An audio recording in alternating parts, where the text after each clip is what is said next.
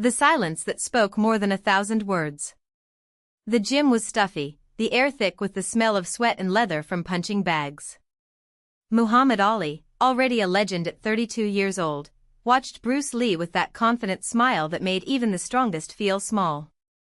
The two had met by chance at a martial arts event in Los Angeles, and Ali's curiosity soon turned to challenge. "Bruce, everyone says you're fast, but I've never seen it. How do you move so fast?" asked Ali, crossing his arms, his body swaying slightly as if he were already in the ring. Bruce Lee did not respond immediately. He approached a punching bag, his eyes fixed on the object as if it were a real opponent. Then, in an almost imperceptible movement, he threw a punch. The bag didn't even shake. Ali frowned, confused. "What? I didn't see anything." Bruce smiled, but it wasn't a teasing smile. It was the smile of someone who knew something that few understood. "Exactly. You didn't see it because there was no unnecessary movement. The speed isn't in the muscles, Ali. It's in the absence of hesitation." Ali tilted his head, intrigued. Bruce continued. "When you punch, there's a moment when your brain thinks, 'I'm going to punch now.'" There he was silent. He knew that moment of hesitation, that thousandth of a second when doubt crept between the desire and the blow. How many times had he himself missed opportunities because he thought too much? Bruce reached out and touched Ali's shoulder, not forcefully, but with a firmness that seemed to convey a profound truth. True speed isn't running. It's arriving before the other person knows you've already left. Ali lowered his eyes, absorbing the words. He, who always had a ready answer, a sharp joke, a provocation on the tip of his tongue, found nothing to say. Because deep down, I knew that Bruce Lee wasn't just talking about punches. I was talking about life. And in that silence, heavier than any knockout, Muhammad Ali understood that Bruce Lee's quickness was not in his fists. It was in the mind. And that, he knew, was something that not even he could overcome. The last round. The gym was nearly empty when Ali finally broke the silence. The echo of his footsteps on the wooden floor seemed louder than the screams of the crowd that, hours before, had filled Madison Square Garden. He turned to Bruce, his eyes still burning with the flame of someone who had never accepted defeat, or even a lesson. "Okay, Chinese. You won this one. But that's not how it works. Not in the ring. Not in life."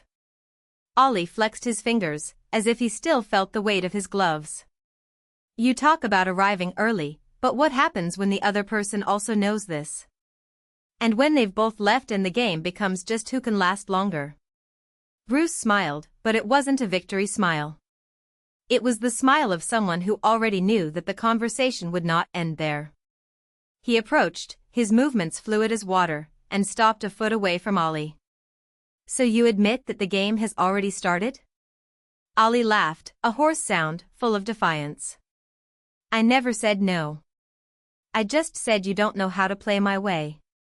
The air between them became thick, charged with something that went beyond rivalry. It was respect.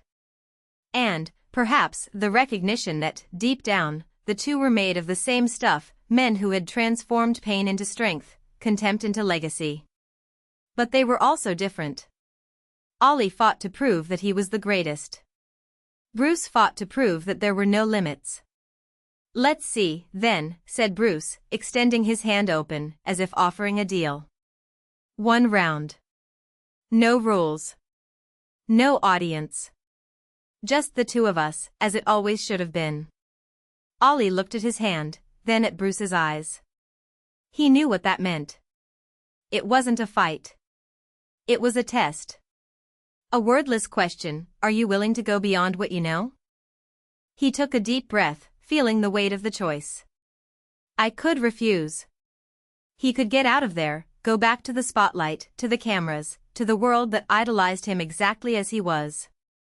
But something about Bruce, that dangerous stillness, that certainty that there was always an invisible path, attracted him like a magnet. Ali closed his hand over Bruce's. "One round. But if I take you down, you admit that my way is better. Bruce tilted his head, eyes shining. What if I knock you down? Then I admit that you are faster. Ollie smiled, showing his teeth. But not that you're better. Bruce let out a short, dry laugh. Fair. They moved away, taking up positions. There was no ring, there was no judge, there was no crowd. Just the space between two men who had spent their entire lives trying to prove something, to the world, to themselves. There he danced on his feet, light, provocative. Let's see if this whole philosophy saves you now, Bruce. Bruce didn't respond. He watched, calculating. Ollie was a predator, but every predator had a pattern. And patterns could be broken. The first blow came quickly, a jab from Ollie, direct, accurate. Bruce dodged at the last moment, feeling the wind from the glove brush his face. Ollie laughed, rotating his body to prepare the next attack. See? This is speed. It's not thinking. It's doing. Bruce didn't say anything. He waited. Ollie advanced again, this time with a right cross, followed by a left hook. Bruce blocked the first, dodged the second, but didn't counterattack. He stepped back, letting Ollie get closer, letting him believe he was in control. Then, when Ollie prepared the third blow, Bruce moved. It wasn't a punch. It was a blur. A sidestep, a twist of the body, and suddenly he was behind Ollie, his open hand pressing lightly between the champion's shoulder blades. Not enough to bring him down. Just enough to show that it could. There he froze. What the fuck was that? Bruce stepped back, arms relaxed at his sides. You said speed is doing. I agree. But doing what? Ollie turned slowly, his fists still raised, but his expression confused. How did you do that? You were so focused on hitting me that you didn't see the space behind you. Speed isn't just about getting there first. It's about getting to where the other person isn't looking. Ollie lowered his hands, taking a deep breath. He wanted to argue, he wanted to say that in the ring there was no room for tricks, that in the end what mattered was the strength, the impact, the knockout. But the words died in his throat. Because deep down, he knew Bruce was right. And that scared him more than any opponent. Okay, Ollie murmured, running a hand over his face. You caught me. But that doesn't change anything. I'm still the champion. Bruce nodded. And I never said it wasn't. A silence fell between them, lighter now, as if something had been resolved. Ollie looked around, at the empty gym, at the lights that were beginning to go out, and let out a sigh. I'll tell you what, Bruce. You're the only guy who's ever made me feel like I didn't know shit. Bruce laughed, a genuine sound, without irony. That's because you don't know. Ollie snorted, but there was no anger in his tone. Son of a bitch. They stayed there for a few more minutes, two men who had spent their entire lives fighting, against the world, against themselves, and who, at that moment, understood that the biggest battle was not against each other, but against their own shadow. When they left the gym, night had already fallen. There he stopped on the sidewalk, looking at the sky. See you around, Chinese. Bruce smiled, adjusting his jacket. I hope not. Ollie laughed loudly and raised his hand in farewell. Idiot. Bruce waved back and walked away, disappearing around the corner. There he stayed there for a while longer, feeling the cold night wind. He knew he would never see Bruce Lee again. And he knew that, somehow, that was right. Because some fights were not meant to be won. They were to be remembered. The last shadow. The wind cut Ali's skin like a cold blade, but he didn't move. He stood there, standing on the sidewalk, his fists still throbbing from the impact against Bruce's gloves, his entire body echoing the rhythm of that fight that wasn't a fight. Not really. Not like the others. Inside the gym, the lights went out one by one, like stars retreating. The smell of sweat and leather still hung in the air, mixed with the aroma of menthol oil that Bruce used to massage his muscles. Ollie took a deep breath, feeling the weight of the night on his shoulders. It wasn't tiredness. It was something older, deeper, an exhaustion of the soul, the kind only men who spent their entire lives measuring themselves against the world knew about. He remembered the first time he saw Bruce Lee. It was in 1967, at a tournament in Long Beach. Ollie, already a champion, watched from the audience as this thin Chinese man, with impossibly fast movements, destroyed opponents twice his size with surgical precision. It wasn't just technique. It was controlled fury, a dance of violence and grace that left everyone speechless. Ollie laughed at the time, finding the boy's audacity amusing. This guy doesn't know what it's like to get a real punch, he thought. But something about those dark eyes, the way Bruce stared at the ring as if it were a temple, bothered him. Years later, when the two crossed paths at a charity event in Hong Kong, Ollie no longer laughed. Bruce had become a legend, a ghost who haunted rings and movie screens, a man who seemed made of lightning. And Ollie, despite everything, was still the king. But the throne no longer seemed so firm. "You fight like you're afraid of hurting someone else," Bruce had said that night, between sips of green tea. "And you fight like you want to kill," Ollie had replied, without looking away. Bruce smiled, that quick, almost imperceptible smile. "Because that's what fighting is. Death in slow motion." Ollie didn't respond. I knew the Chinese man was right. Now, months after that encounter, there he was, alone on the sidewalk, as Bruce disappeared around the corner like a shadow dissolving into the night. There was no anger in the farewell. There was no challenge. Just the mutual recognition that between them there was nothing left to prove. Ollie put his hands in his coat pockets and began to walk. The streets of Los Angeles were empty, the asphalt shining in the streetlights. He passed a bar where a jukebox was playing Louis Armstrong's "What a Wonderful World," the soft melody contrasting with the weight he carried in his chest. He thought about all the men he had faced, Liston, Frazier, Foreman, and how, in the end, none of them had been his true adversary. The fight had always been against something bigger, the fear, the doubt, the voice inside his head that whispered that one day, no matter how fast, no matter how strong, the world would catch up. Bruce had understood this before him. There he stopped in front of a lit storefront, where a television was showing archival footage of himself as a young man dancing around Sonny Liston, his fists flying like butterflies. "Floats like a butterfly, stings like a bee," the caption read. He smiled, bitterly. How many times had he said those words? How many times had he believed them? Behind the reflection, he saw a man standing on the opposite sidewalk, watching him. Tall, in a dark suit, his face half hidden by the brim of a hat. Ollie frowned. Wasn't a fan. He wasn't a reporter. There was something deliberate about the way the man stared at him, as if he was expecting something. There he crossed the street. "Are you following me?" The man didn't move. "No. Just waiting." "Waiting for what?" "To see if you'll leave." Ollie laughed, quietly. "What if I don't go?" The man took off his hat, revealing a scarred face, eyes as cold as ice. "Then we're going to have a problem." For a second, Ollie felt the old instinct awaken, muscles contracting, fists clenching. But then he remembered Bruce's words. Some fights are not meant to be won. He took a deep breath and took a step back. "Not today." The man nodded, as if he had expected exactly that answer. "Smart." Ollie said nothing more. He turned and continued walking, feeling the weight of the stranger's gaze on his back until he turned the corner. I didn't know who that man was, or what he wanted. But he knew that if he had accepted the challenge, it would have been a pointless fight. Like all the others. Days later, Ollie received a letter.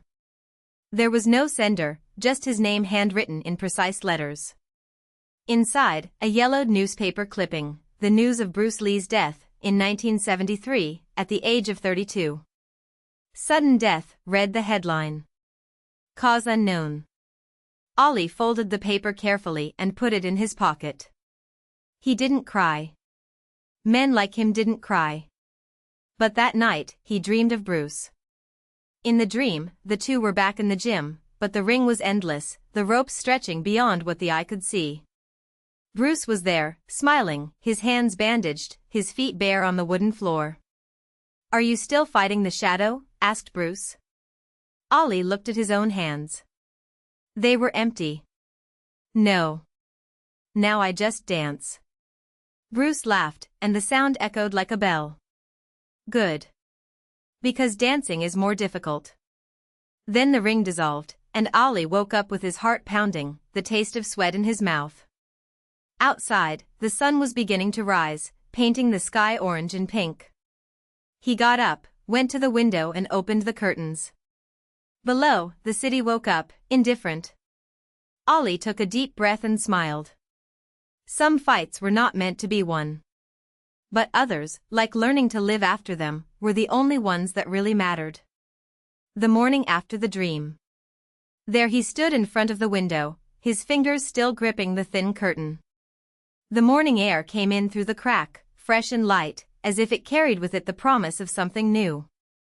He watched the people below, little ants scurrying about, each with their own invisible rings. Some fought against the clock, others against loneliness, others against ghosts that only they could see.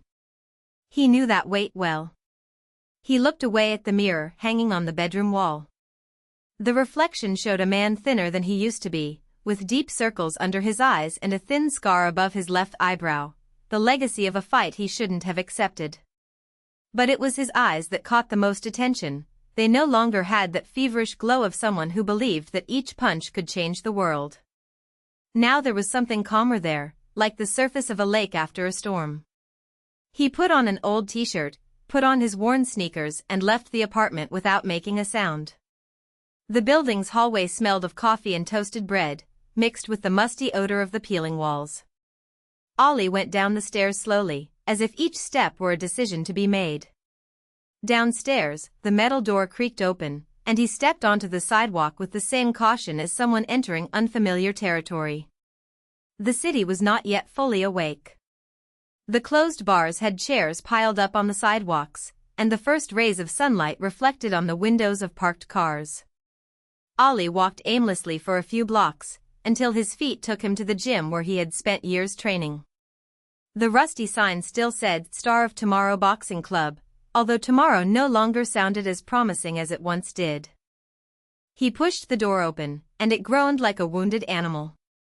Inside, the smell of dried sweat and old leather hit him like a punch in the gut. The ring was empty, the ropes were slack, but Ollie could hear the echo of the voices of old, the coach shouting instructions, the punches hitting the punching bags, the laughter of his training partners. He approached the ring and ran his hand along the ropes, feeling the roughness of the material. For a moment, he almost expected to see Bruce there, leaning against the ropes, with that ironic smile. "You took your time," Bruce would say. But there was no one. Just the silence and the dust dancing in the sun rays that came through the dirty windows.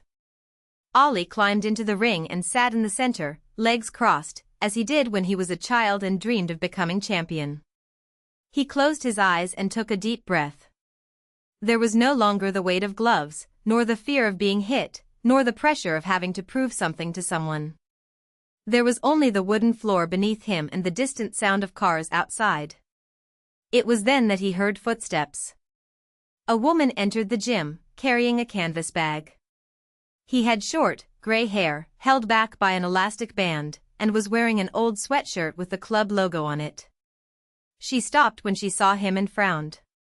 "You shouldn't be here," she said, but there was no harshness in her voice. Just tiredness.